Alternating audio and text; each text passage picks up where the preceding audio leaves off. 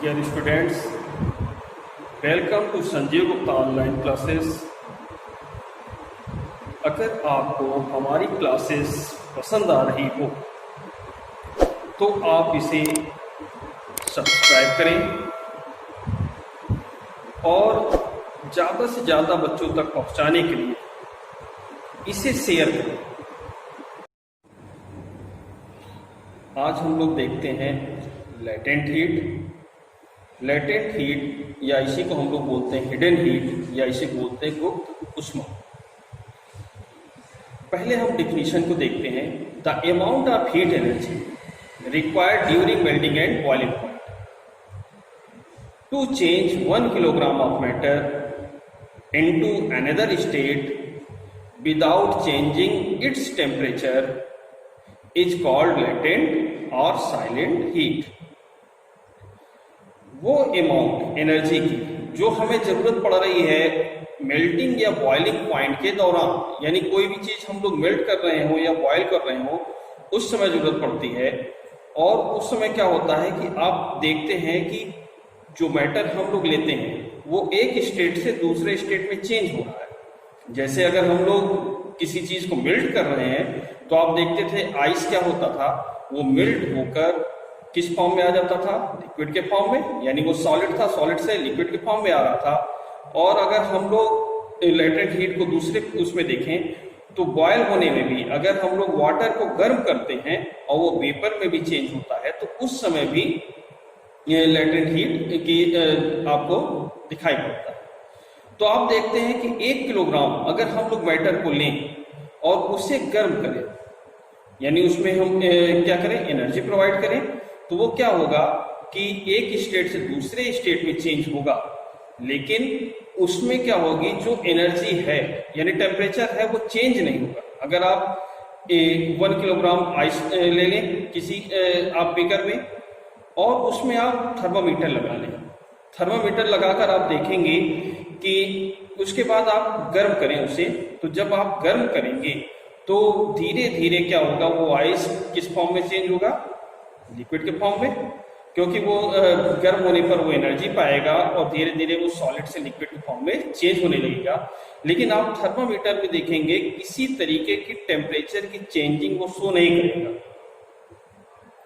तो वो जो एनर्जी हम लोग उसको प्रोवाइड किए, यानी गर्म करके जो प्रोवाइड किए आइस को, और वो क्या हुआ, लिक्विड के फॉर्म में चेंज हुआ, लेकिन वो एनर्जी थर्मामीटर वहां पर शो नहीं कर पाता है, यानी टेम्परेचर को शो नहीं कर पाता है। वो एनर्जी क्या कहलाती है, लेटेंट हीट, क्योंकि ये हीट आप शो नहीं कर पाए और इस कारण से ये हिडन हीट कहलाती है, या इसी को लेटेंट हीट बोलते हैं, या इसी को हम लोग साइलेंट हीट बोलते हैं।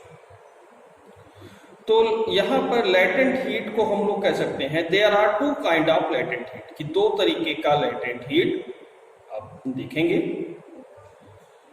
तो 9th क्लास में हम लोग 2 तरीके का देख रहे हैं। फर्स्ट हम लोग देखेंगे latent heat of fusion. Latent heat of fusion, fusion means आप देखते थे कि हम लोग आइस को गर्म करते थे और वो किस में चेंज होता था, वो लिक्विड के फॉर्म में चेंज होता था, तो वो प्रोसेस क्या कहलाता था, फ्यूजन। तो उस प्रोसेस में जो हीट हमारी लग रही है वो क्या कहलाएगी, latent heat of fusion. Second आ जाए लेटेंट हीट ऑफ वेपोराइजेशन।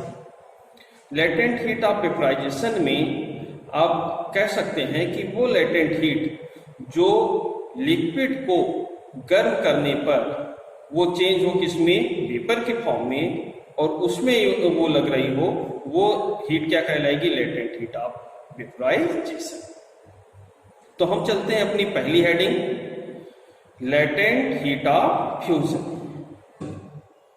जैसे आप नाम से ही समझ रहे हैं, लेटेंट हीट यानी गुप्त ऊष्मा, जो एनर्जी हम लोग एक स्टेट से दूसरे स्टेट में चेंज करने के लिए लगाते थे और वो छुपी हुई एनर्जी होती थी, तो ये क्या होगी, लेटेंट हीट ऑफ फ्यूजन। यानी फ्यूजन आप लोग पढ़ चुके हैं कि फ्यूजन को अगर हम लोग बोले तो मेल्टिंग में हम लोग पढ़ते थे कि जैसे हम लोग आइस को गर्म करते थे वो किस फॉर्म में चेंज हो जाता था, वाटर के फॉर्म में, यानी लिक्विड के फॉर्म में चेंज हो जाता था, और चेंज होने में आप देखते थे कि उसे हम लोग क्या करते थे, गर्म करते थे तो वो एनर्जी देनी पड़ती थी।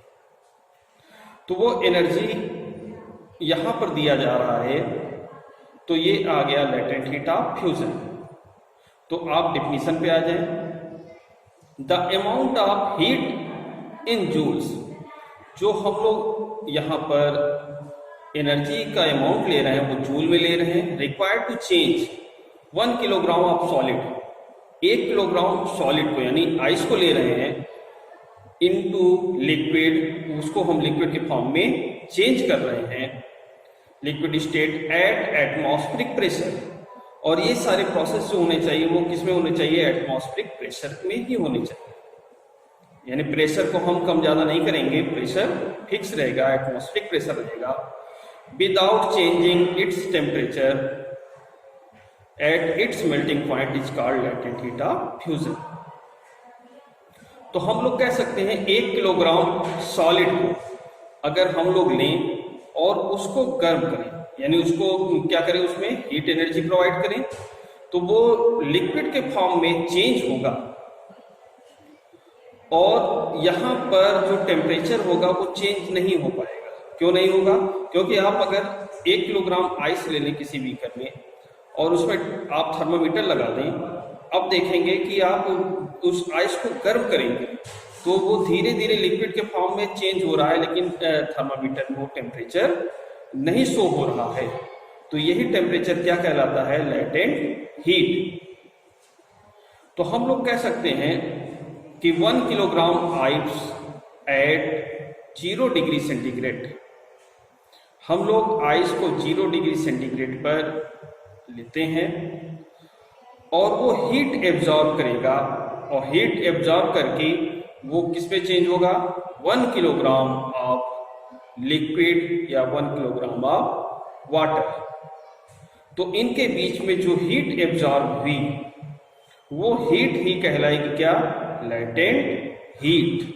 और वो हीट जो होती है वो थर्मामीटर पर शो नहीं हो पाती है, इसलिए इस हीट को हम लोग बोलते हैं हिडन हीट, या इसी को बोलते हैं हम लोग साइलेंट हीट।